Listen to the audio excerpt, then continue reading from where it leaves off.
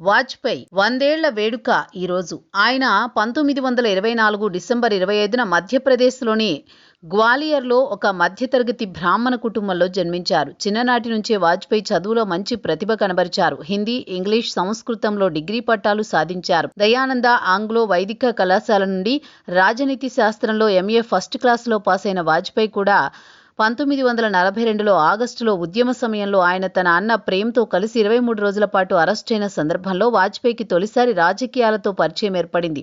అంతకు ముందే 1939లో రాష్ట్రీయ స్వయం సేవక్ సంఘ్ ఆర్ఎస్ఎస్లో చేరారు. 1947లో పూర్తిస్థాయి సేవకుడిగా ప్రచారక్ అయ్యారు. అది లగాయతు వాజ్పేయి ప్రజా జీవితం ఎన్నో మలుపులు తీసుకుంది.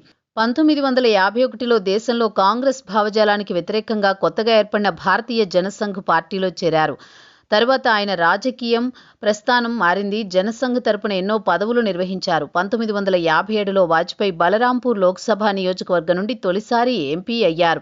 అలా ఆయన 32 ఏళ్ల వయసులో పార్లమెంటు మెంబర్ అయ్యారు. వాగ్దాటి మూలంగా యువ పార్లమెంటేరియన్గా వాజ్పేయి సభలో పెద్దలను ఆకర్షించారు. ప్రతిపక్షంలో అందున పెద్దగా సంఖ్యాబలం లేని వాజ్పేయికి మాట్లాడేందుకు నాటి ప్రధాని నెహ్రూ ఎన్నో అవకాశాలిచ్చారు. వాజ్పేయి తన ప్రభుత్వాన్ని నిలదీస్తుంటే నెహ్రూ ఎంతో ప్రోత్సహించారు. అంతేకాదు వాజ్పేయి నాయకత్వ పటిమను చూసిన ప్రధాని ఏదో ఒకరోజు వాజ్పేయి దేశ ప్రధాని అవుతారని ఊహించారు. ఇక దీన్ దయాళ్ ఉపాధ్యాయ మరణానంతరం జనసంఘ్ మొత్తం బాధ్యతను నాటి యువనేత అయిన వాజ్పేయిపైనే పెట్టారు. జనసంఘ్ జాతీయ అధ్యక్షునిగా ఆయన ఎదిగారు. నానాజీ దేశ్ముఖ్, బాలరాజ్ మధోక్, లాల్ కృష్ణ అద్వానీలతో కలిసి జనసంఘ్ ప్రాముఖ్యత సంతరించుకునే దిశగా నడిపించారు. ఇక జనతా ప్రభుత్వంలో విదేశాంగ మంత్రిగా 1977లో బాధ్యతలు స్వీకరించారు. 2.5 ఏళ్ల పాటు సాగిన ఆ పదవీ కాలంలో ఆయన జనతా ప్రభుత్వం విచ్ఛిన్నమైన తర్వాత వాజ్పేయి 1980లో భారతీయ జనతా పార్టీ స్థాపించారు. అలా దానికి తొలి అధ్యక్షుడయ్యారు. 1984లో 2 సీట్లు బీజేపీకొస్తే కుంగిపోలేదు. మరింత దూకుడు రాజకీయం చేశారు. దాంతో 1989లో బీజేపీ 80కి పైగా సీట్లు సాధించింది. ఇక 1991లో అది మరింత పెరిగి 1996లో 160 దాకా ఎంపీ సీట్లు సాధించింది. అలా వాజ్పేయి 7 పదుల వయసులో ప్రధానిగా బాధ్యతలు స్వీకరించారు. కానీ బలం సరిపోక కేవలం 13 రోజుల పాటే పీఠం మీద ఉన్నారు. ఇక బీజేపీ నాయకత్వంలో మరోసారి అధికారంలోకి వాజ్పేయి వచ్చారు. 13 పార్టీలతో కలిసి ప్రభుత్వాన్ని నడిపారు.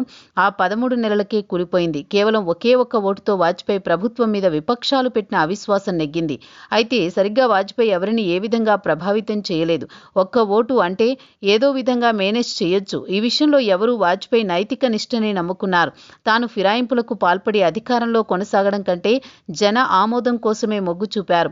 1999లో జరిగిన ఎన్నికల్లో ఎన్డీఏ ఏర్పాటు చేసిన 25 పార్టీల మద్దతుతో పూర్తి ప్రజల ఆశీస్సులతో ప్రభుత్వాన్ని కేంద్రంలో ఏర్పాటు చేసి 5 ఏళ్ల పాటు జనరంజకంగా వాజ్పేయి పాలించారు.